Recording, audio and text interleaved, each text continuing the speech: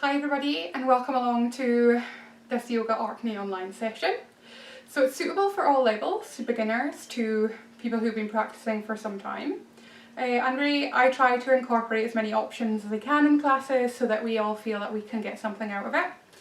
If you have any concerns, please do ask or ask your healthcare provider, specifically if you're managing a condition that's unique to you. You know best, but please feel free to get in touch. Please make sure that the place that you're exercising in is suitable, that you have had a look for any hazards, you have a nice clean area to work with, and yeah, just work at your own pace, at your own level, and I hope you enjoy.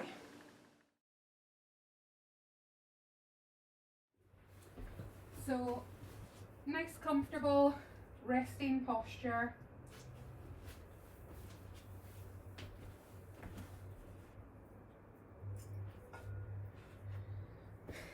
And just taking a few breaths in and a few breaths out and seeing how the body feels tonight.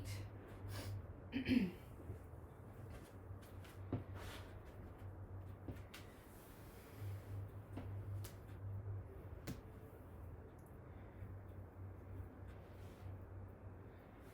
you might take a moment to assess where your attention kind of is immediately drawn to, if there's an area of the body.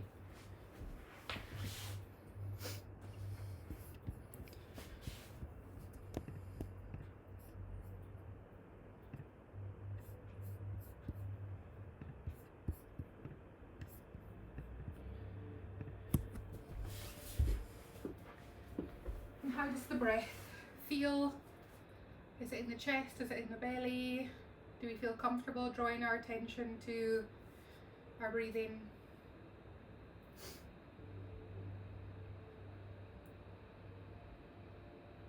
And then we just take the time to set the scene here,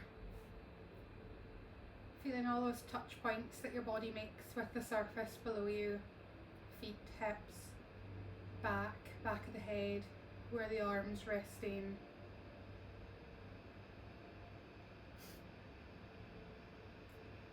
And using our skin, that sense of touch, the large sensory organ in the body.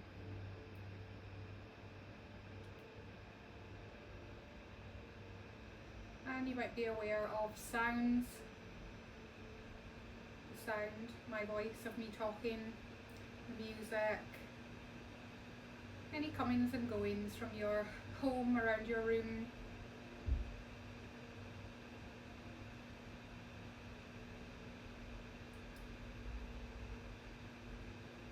And we're just going to focus on those senses for a moment or two.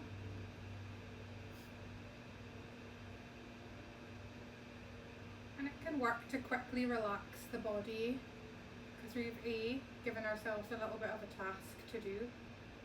So just keeping an eye on how distracted we are. How easy is it to stay focused on one or maybe two of those senses? Sound, touch, maybe the breath.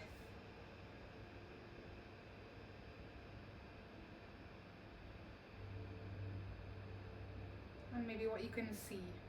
Up to you, whatever you feel drawn to.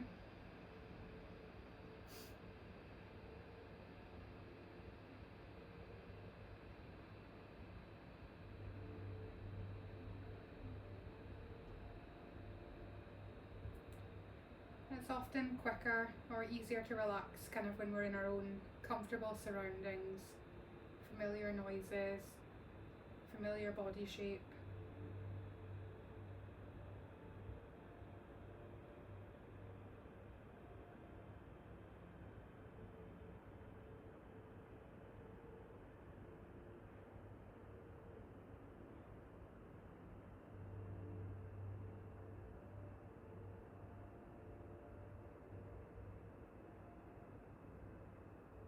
And then just revisiting the sense of your breath, if that's comfortable to you.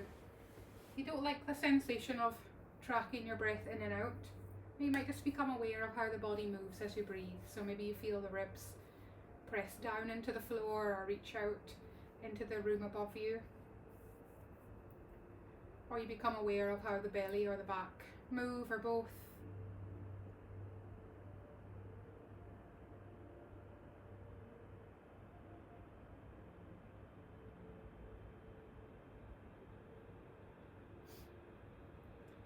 And then we're just going to take a twist lying on our back here before we come up to a seated position.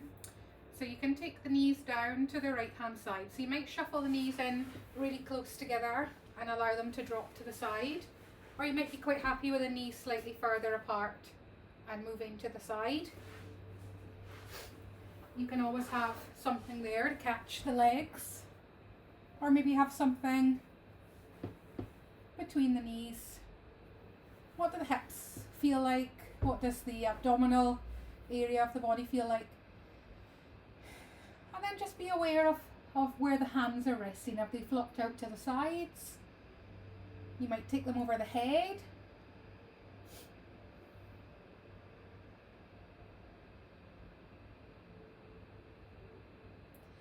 And then we're just going to ease over to the other side so you can take your cushion, your prop with you.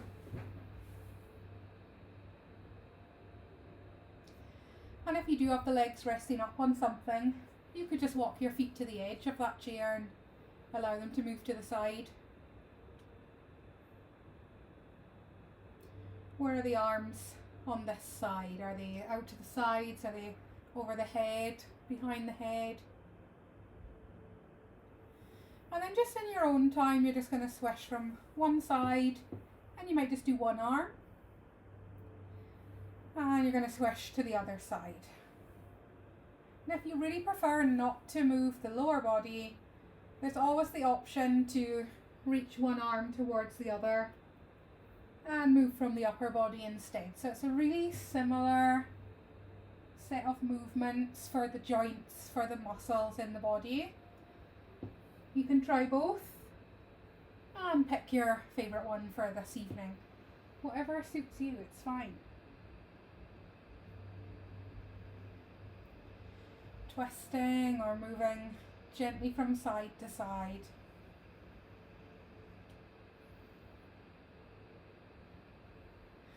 And once you've got the hang of the movement, maybe you tune back into one of those anchors. Sound, maybe hear the rustling, music, sound of me talking, something else, or the breath. Or that sense of where the body rests on the floor. So we're still thinking about those anchors. So we don't want to be moving from a position, if we can help it, of apprehension. So keep moving, you can keep moving. If we feel not maybe a bit scared, some postures certainly do that.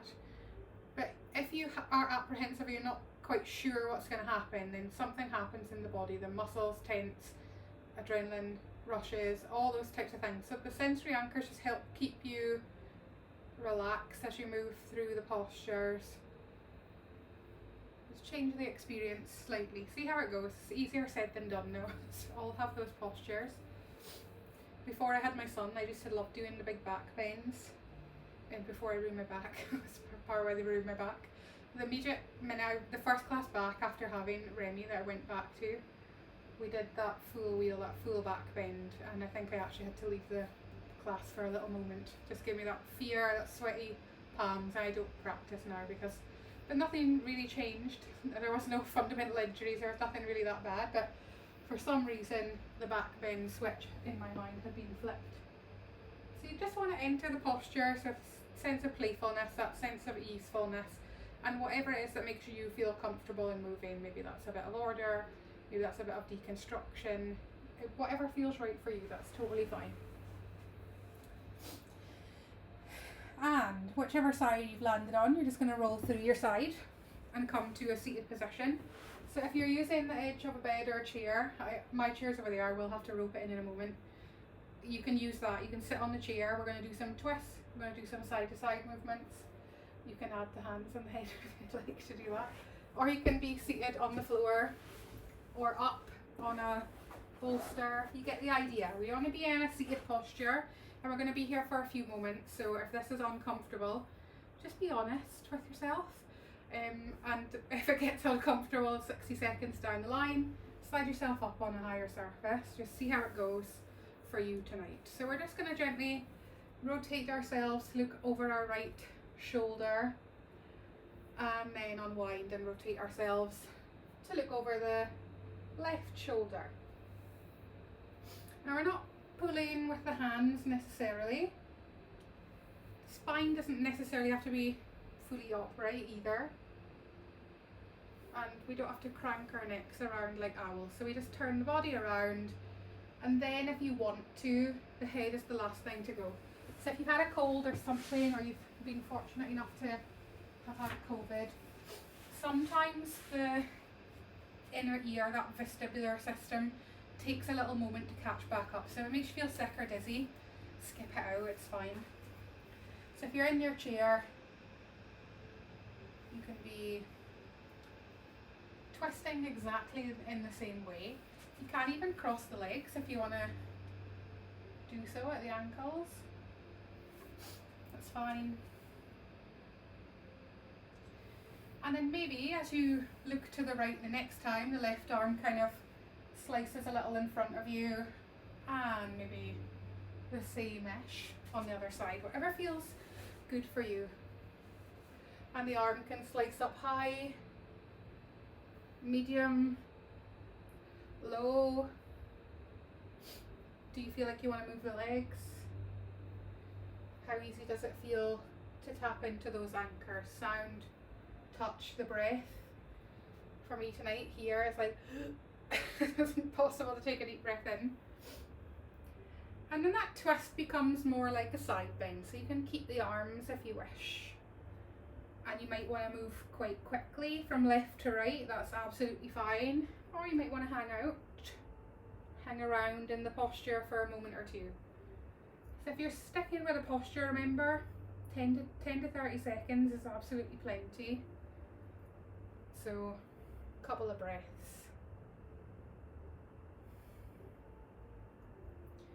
And again, the position that we move the body into changes that sensation of touch. Maybe listening, maybe breathing. And if you've got some freedom in the legs, maybe as you lean to the left, the right leg extends. You can do this seated in a chair also. Maybe as you move to the right, the left leg extends. So we kind of have more like Janu Shirsasana ish pose. And you don't have to move the legs, that's totally fine if that is a no.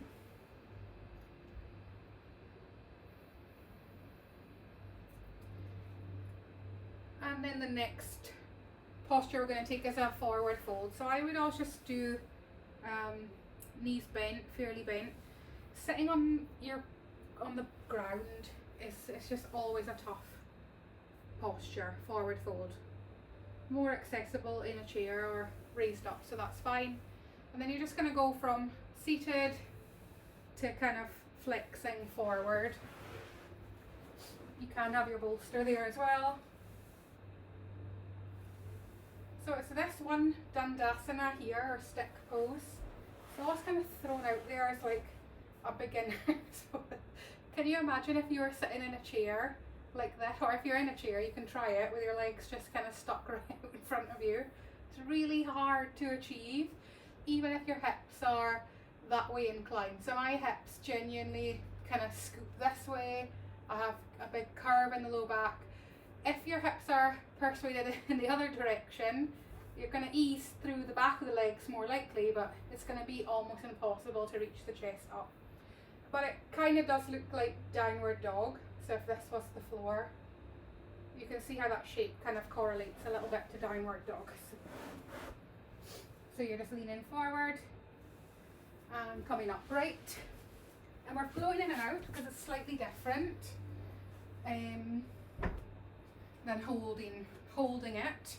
So if you're in your chair, forward, and then you can use the sides of the chair just to help you upright. There's lots of things that happen in and around the shoulders. So as we straighten up through the chest, get a bit of a stretch or a big stretch down the hamstrings, into the lower back as well. So just while you're flexing forward and back there. There's just so much chat about this flat back. So here in this flat back, I'm hinging right from the hips. Hamstrings here, pinging tight. Where all that pressure goes, connective tissue, where the muscles join onto the bones or to the other muscles. Same with the spine.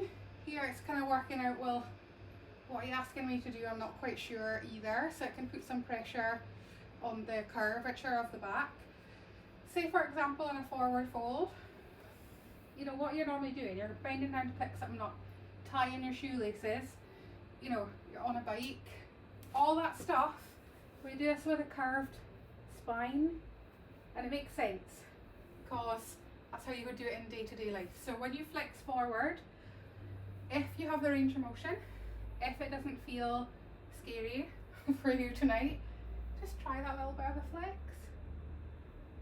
It's not led from the head, it's just led from the whole of the back and the body. I think fundamentally, after I just lost all control of my low back, getting that fear, getting that ability to flex the spine in that way was really, really helpful in building up the brain's map of the lower back. And we're done with flexion, so now we're going to extend the spine. So if you're in the chair, you're going to scoot your butt forwards, or if you're on the edge of a bed, scoot your butt all the way forwards, just reach the chest, and then come back to a seated or an upright position. So you're leaning back and coming forward. If you're happy to stay on the floor, and say happy, if you're willing to experiment with staying on the floor, again you can keep your knees bent, but we're just kind of leaning back, lifting the chest, and then retreating from that posture again. So we're here, and the palms do not have to be flat at any point. And as well as working through the freedoms of the spine, so we've done forward, back, side to side rotation, that's all they do in various combinations. You're also working that relationship, the hips to the legs, the abs, as well as the back.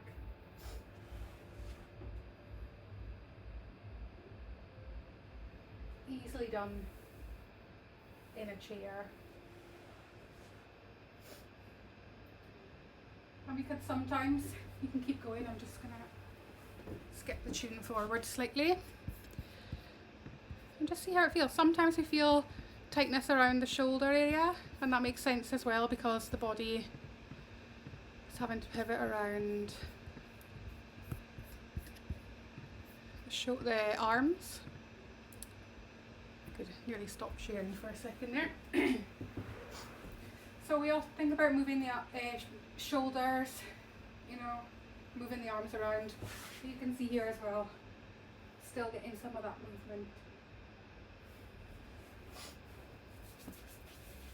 through the chest and the shoulders.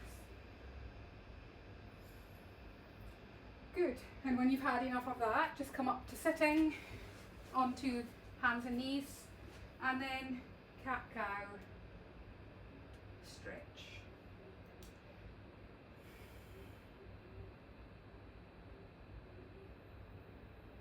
And again, you do not just have to do that in the forward and back plane of motion. I think we did it on Sunday as well, where you can have a little bit of freedom to move.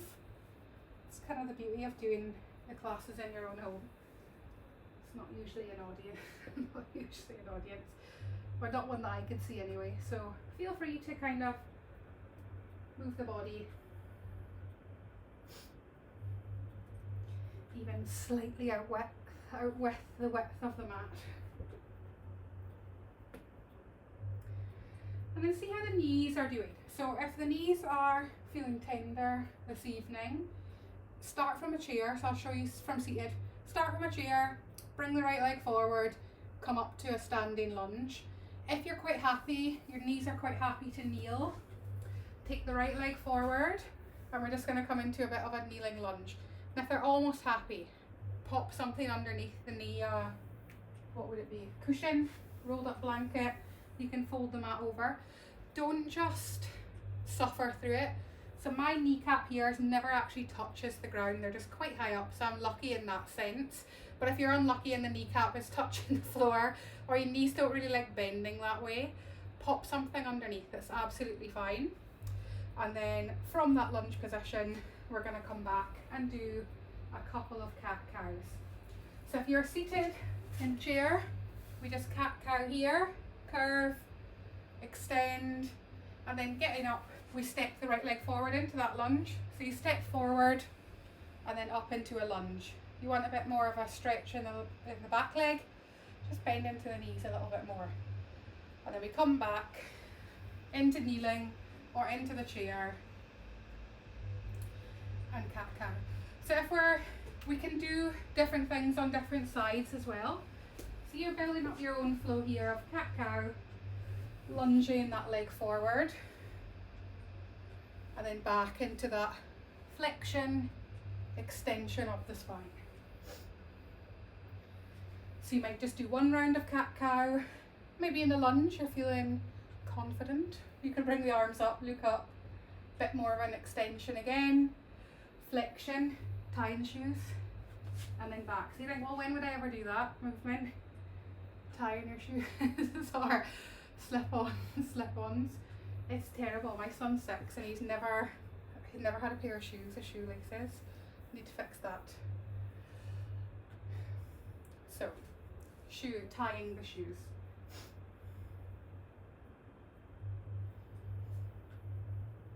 Good. And then maybe from the lunge you might open to a twist, coming back.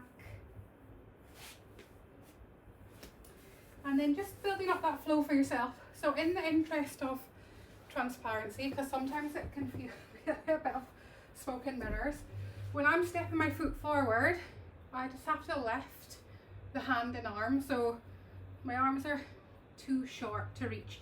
So you could use blocks, I suppose, or the seat of a chair, but it's just easier, quicker, just to bring the leg to the outside. Back again, cat-cow, same thing. So it doesn't have to be, you don't have to bring the foot directly between the hands or anything like that. And then see how it goes. Lunge, maybe you tuck the back toes under and come up to standing and step forward here, arms left, lower, step the left leg back, same leg, into that cat-cow position. Right leg steps forward, whoop, maybe you take that twist, maybe the back foot tucks and we step in, reaching up. So you see how we're building that bit of a sun salutation. It's a bit close to the wall. And it's the same in the chair. Cat-cow, stepping that right leg forward and up. Left leg comes forward and back again. Back into that lunge. Foot comes in, cat-cow. So the same count. If you want bolster under the wrists, you feel they're starting to get a little sensitive, go for that. Good. So we're just kind of building this picture of a lunge sequence. This can be a challenge. Forward fold. So your knees can stay bent.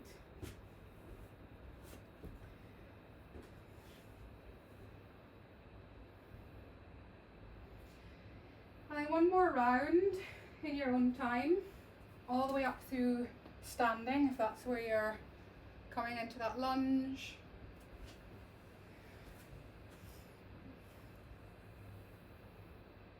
And then you can take a child's pose.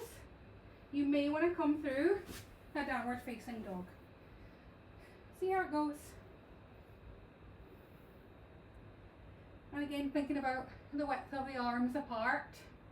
Mine are both facing slightly to the left for some reason tonight. You might want to pedal through the legs. You might want to come down between child's pose, downward dog. And in that downward dog, Yeah, some of us taking downward dog. We're not pushing the body weight all the way back, just playing around with being in that sort of pike position. Child's pose, or lying on your back with your knees tucked in, absolutely fine. Seated version, head between the knees. Not saying brace position, but similar. And then just see how the body feels. We don't practice downward dog all that often these days. It'd be a bit of a surprise. We did say Sun Salutations, so that's kind of like a half version, but it feels whole enough when you're there. So we're going to do something similar on the other side. So climbing up into that cat-cow, stretch, and then this time it's going to be the left leg is going to kind of lunge forward, either from kneeling. I tend to avoid this kneeling position, particularly in Pilates. There's a lot we can do from this, but because I find that area tight and uncomfortable to work, we skip it quite a lot of the time. So see how it feels for you. And then you're just seeing how the mobility is on this side. Where do we need to put hands and legs? Do you want something under the wrists? Do you want something under the forearms? Absolutely fine to use what's there. If you do have your kit around, I mean, you can use blocks. Absolutely fine to do that.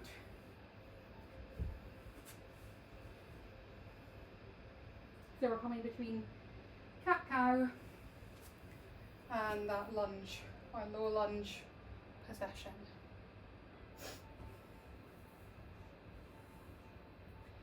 And then just see, does the movement feel different on this side or similar to the other side? Which part of the cat-cow does it feel like you want to bring that left leg forwards? Harder for me on this side, 100% harder.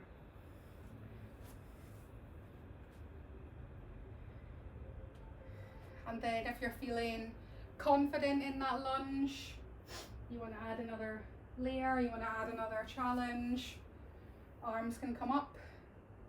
It's not like the progression that you're aiming for, by the way, it's just, how does that feel?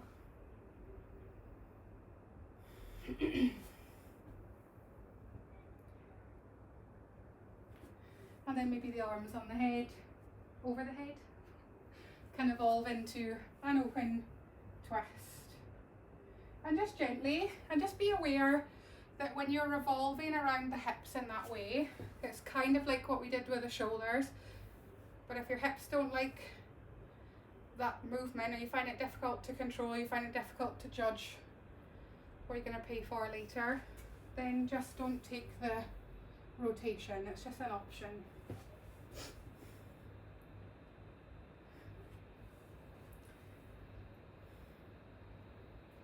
And then maybe on the next one, in whatever version of a lunge you're doing, we come up. If you're using the chair as your launch pad, maybe you sink down, and then we step forward, bend the knees, forward fold, stepping the right leg back, got it right, and back, cat-cow.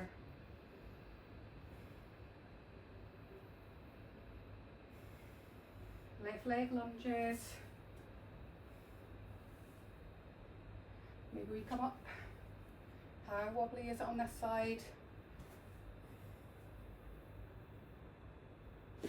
And the right leg comes back. So we're building that loop. Might come further back.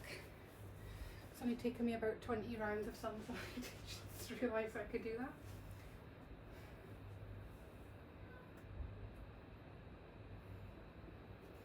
Coming up, stepping forwards, folding down, and again, back, right leg back. So the same in the chair, cat-cow, maybe the left leg comes forward, twist. If you want a little extra sensation, deepen the lunge. And then we come to that standing forward fold, bearing in mind what we think about the hip hinge, and back into that cat-cow.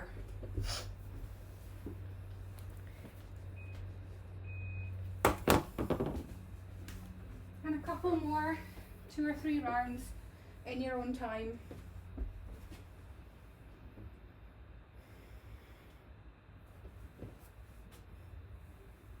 With the rotation without. How do we make our way up to standing?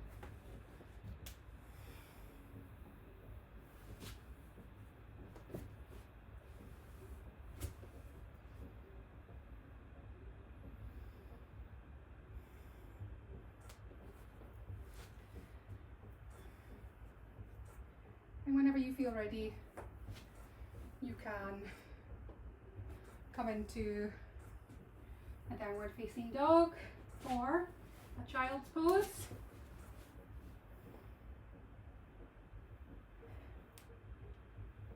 You can bend your knees, straighten them out a little, walking the legs, coming back through child's pose, up through a downward dog,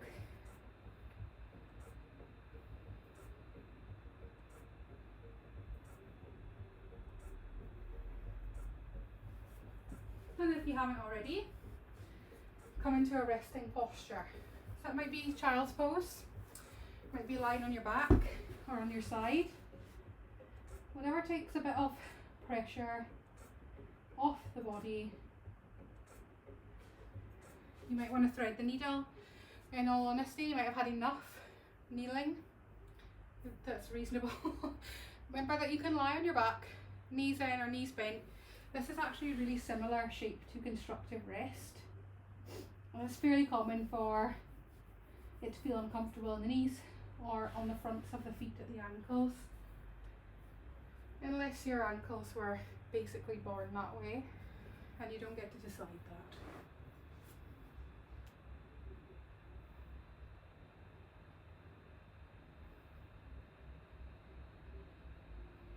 And having the heart above the head in any sense, so downward dog or like a half child's pose or anything like that. It sends the heart rate up. Heart's got to work a little bit harder.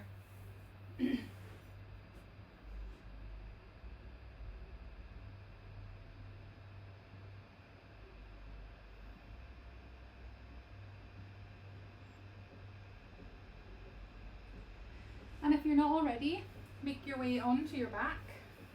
And we're going to do a little bit of work for chair pose before we come up to the standing version of chair pose, before you decide whether you want to do chair pose or not, or the version that we often do.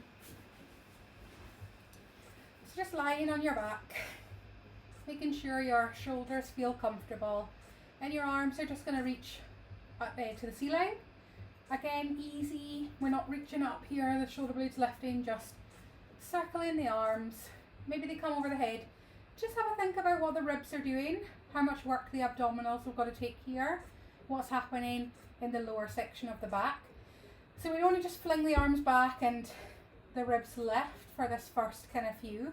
So we're just moving from floor, kind of roughly perpendicular, and then towards parallel-ish. When you start to feel that the shoulders or the ribs or the abdominals or something has got to accommodate that moving of the arms.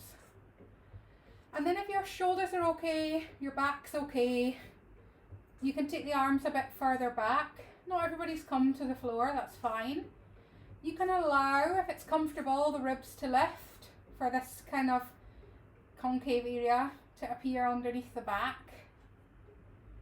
And then circle the arms back round again. Now if it's a lot of leverage for the shoulders, just bend the elbows, bring the arms back down by the sides. There's no rules.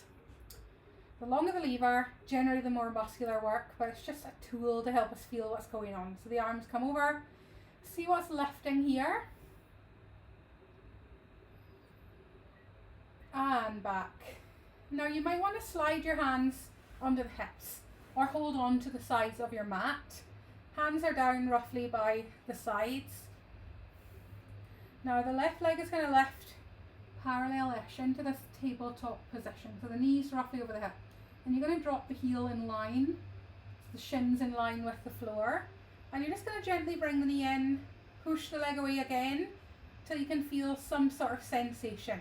Now it might not be like an ab crunching burn in the abdominals, but some sense of a grip. Pelvic floor maybe in the glutes, maybe thighs. So we come in and push away.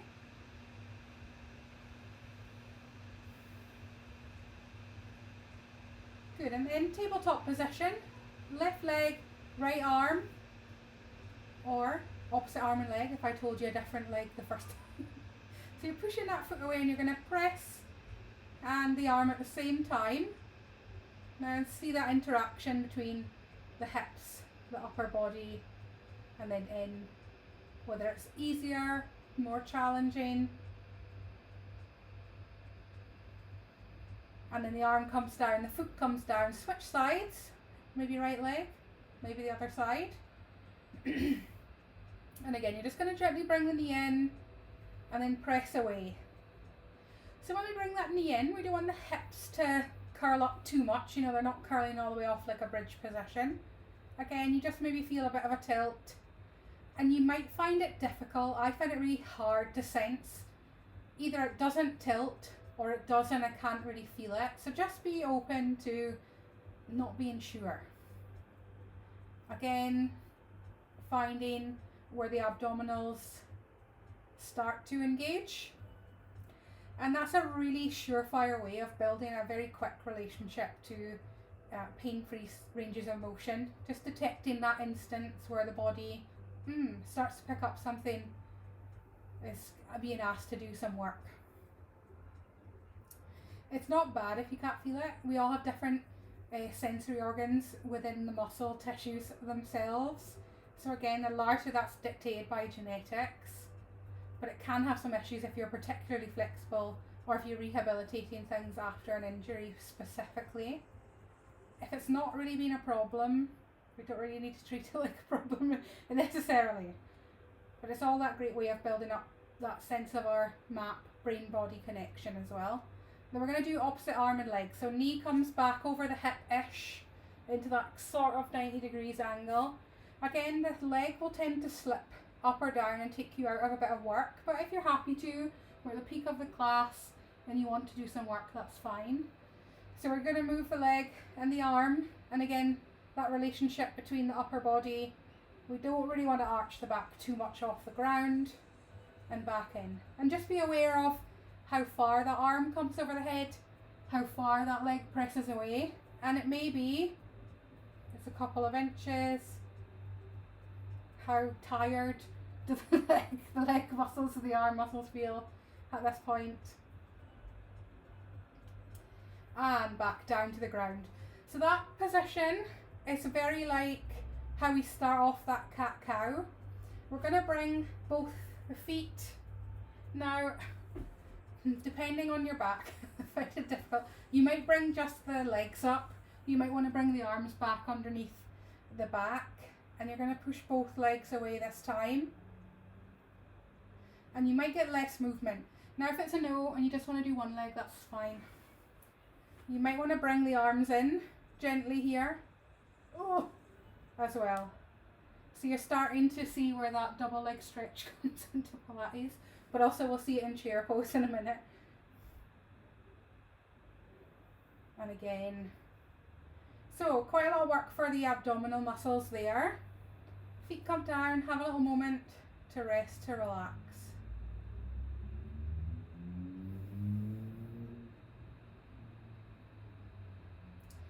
And rolling through one side, we're going to come up to our feet, so you can push yourself through a pike position or a lunge, or just simply come up towards or to standing. So you can do this in a chair or from a chair as well. See how it goes. Chair pose. I used to teach this all the time. We probably had it in every single class, or nearly every single class. So the feet roughly hip distance, you can move them in or out. You can turn the feet as well, you're free to do that. So that's more about the hips than anything else.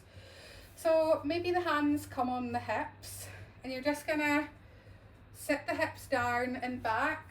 So we're not necessarily folding this way. A lot of how we fold into a squat here is quite hard. There's a really good video that I might be able to find. See how my thigh bone is really long and my shin bone is a lot shorter? If they were equal length and my hips were the right shape, squat's going to be really easy. But because I have this long thigh, it pushes me forward just because of the way that shape is. So some of you might be able to kind of squat down quite low. I can do it because my hips are extremely flexible, but it's not the wisest choice. So just be aware of how it feels to fold into that squat position. Whether it feels that you might want the feet to come a little wider, or change your mind. That's the first one.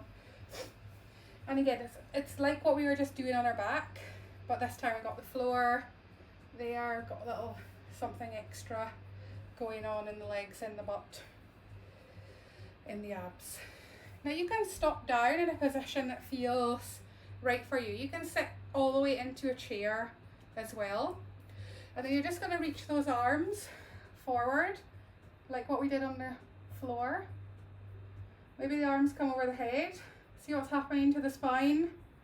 Hyper extension in the spine. So just to that point where you feel it works hard. You can lower the arms at any point. And you might just come in and out of that chair pose.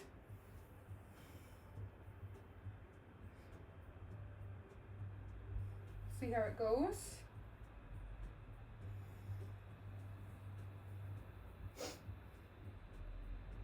And then you see how that relates to that part of the sun salutation, kind of into that downward dog shape.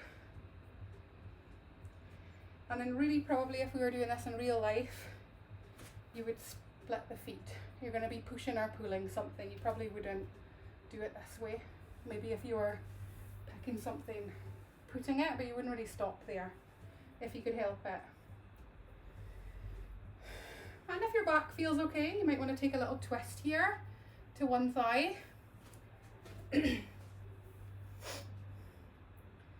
Coming up, chair pose, twist to the other side. How easy does it feel? How hard does it feel? Chair pose. Now you can skip the twists if you like. You can come down onto your back at any time. That's the next posture. Again, you can get up out of a chair. Really good version to do. And then back down towards the floor. So if you feel so inclined, maybe that's a downward facing dog. See their chair pose with their knees really bent here. How does it feel on wrists, shoulders, abs? Does it feel the same or different whether you were standing, on your back, coming from a lunge?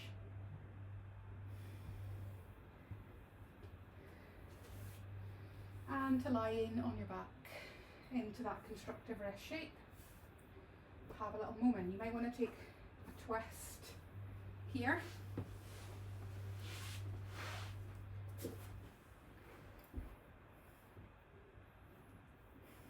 Other side.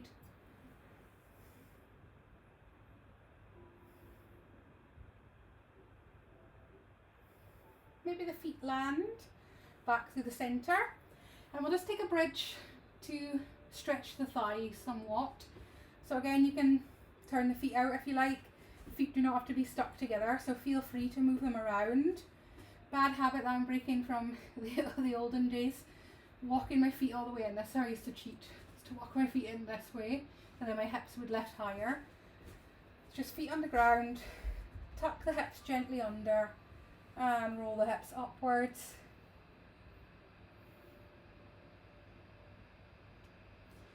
And you might hold there, you might roll down and come back up again. See how it feels. Some people like tucking the hips, some people don't. So you can lift one vertebrae at a time, or you just lift the whole back in one go. Up to you.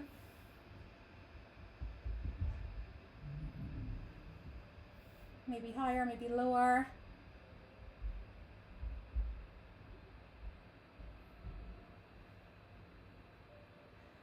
And when you feel ready, you might want to take 1 or 2 more of the bridge position.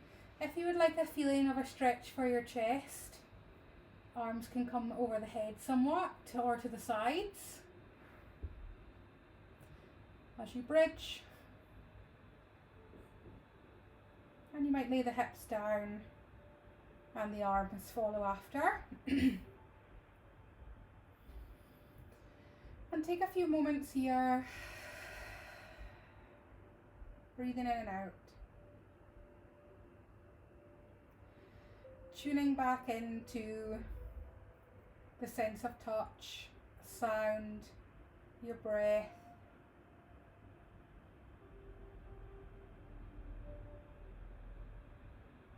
Maybe you prefer to do a few more movements before relaxing down. That's fine.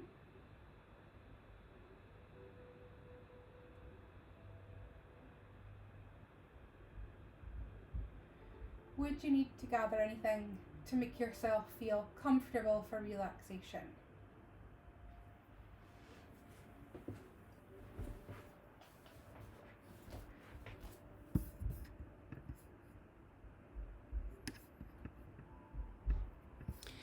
So if you're comfortable as you are, we're just going to head now into that relaxation. Whoops.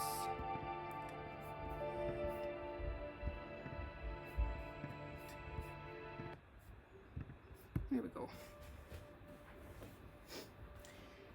So we're going to do a body scan for tonight's relaxation session, but we've got a couple more minutes in constructive rest if you prefer. So it's a bit more of an energetic class than you would usually do. Less kind of flowing qigong movements, more like traditional Hatha Yoga style.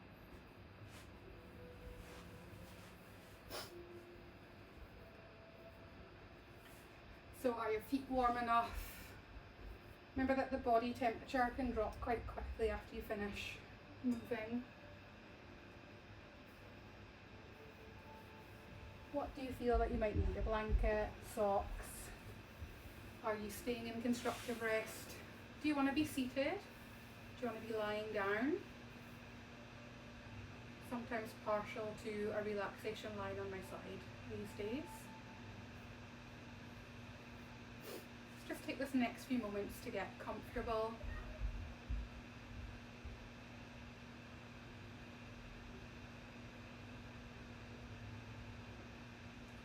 And start tuning back into those senses, a sense of sound.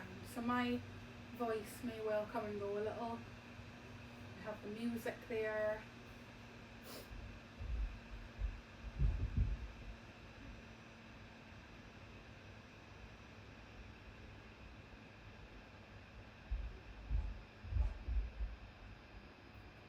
What parts of your body are resting on the surface below you?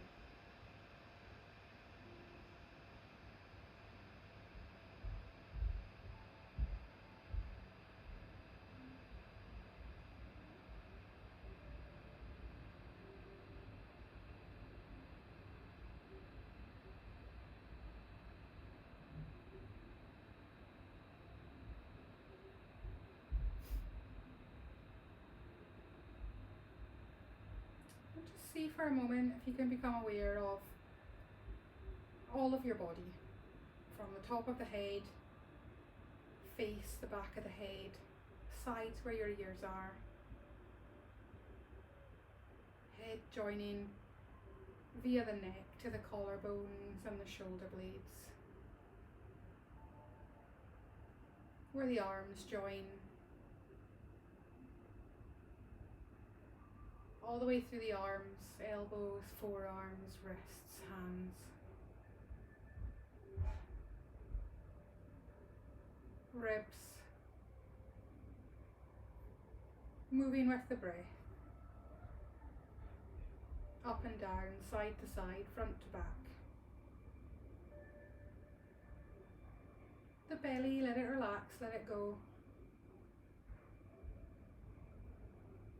sometimes that releases the muscles in the lower back, in the hips, the glutes, the pelvic floor muscles.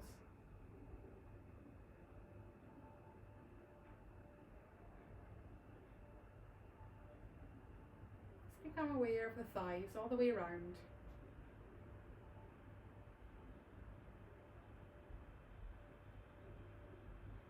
Back of the knees, kneecaps, shins and the calves, and the ankles where the feet meet the body.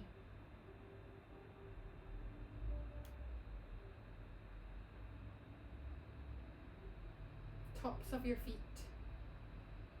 and the toes, so the big toe on each foot.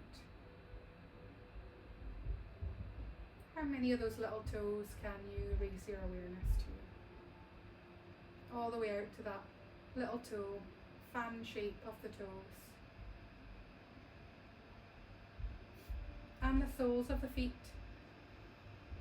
which may be resting on the floor.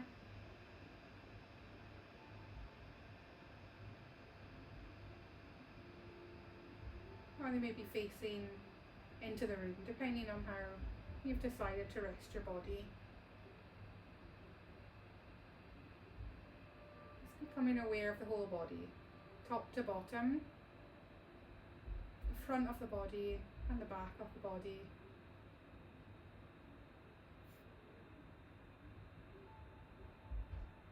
And then just bringing your awareness again to the soles of the feet, and however that feels for you. However you draw upon your imagination, that's fine, it's unique.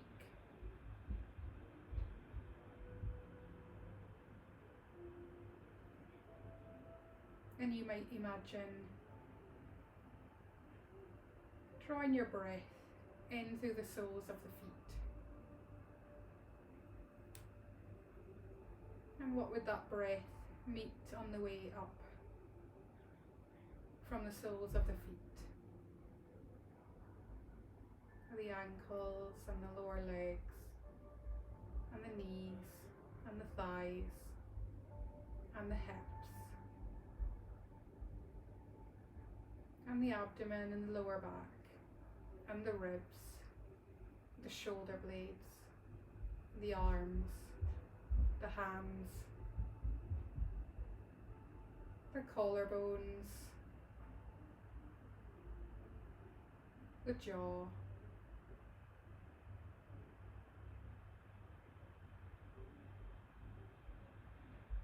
at that point where we breathe out, either through the nose or the mouth.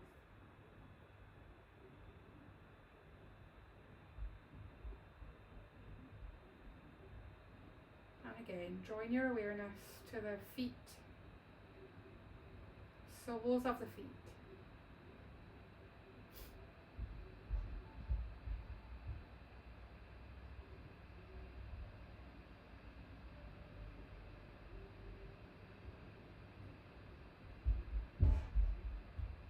And however feels easiest for you, imagining those parts of the body as we take a deep breath in.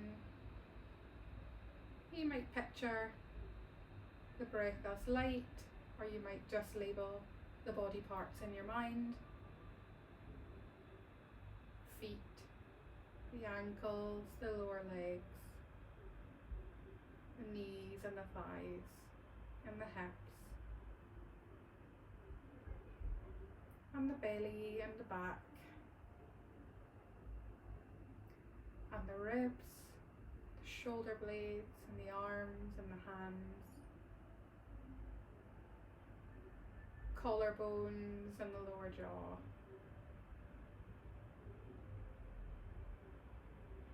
and where the breath leaves the body, the nose or the mouth.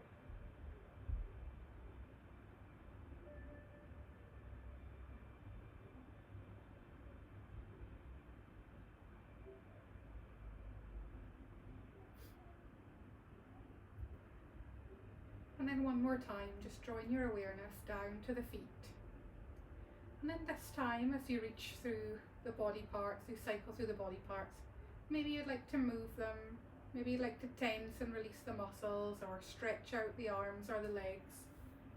Whatever feels like the right choice for you. So breathing in Imagine that breath moving in through the soles of the feet. Maybe you stretch the toes, ankles, lower legs and the calves, thighs.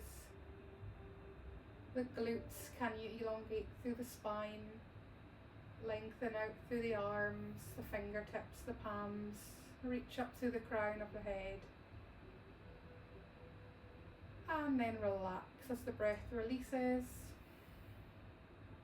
to the nose or the mouth, or both.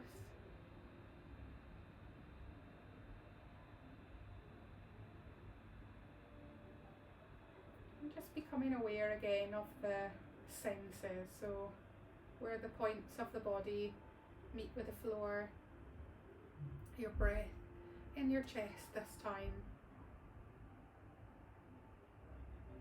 Maybe what you can hear.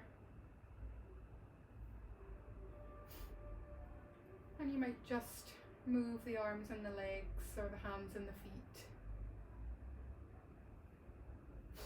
And the next sound you're going to hear is going to be the bell or the bowl, as we usually finish the class. And when you can no longer hear that sound, that's your invitation to sit back up. But don't worry if you forget or you don't hear it, I'll remind you again. So when you can no longer hear that sound, invite yourself back into your evening, back into that sitting position.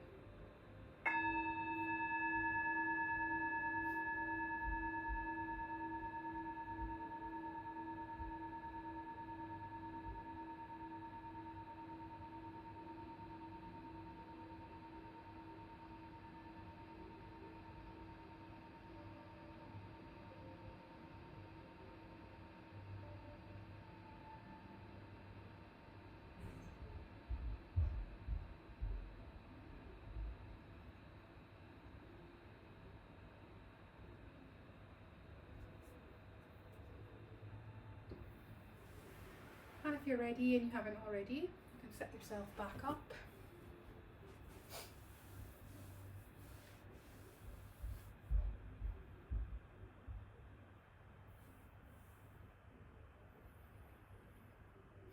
And you can finish any way that you wish. Maybe a stretch up or another stretch side to side.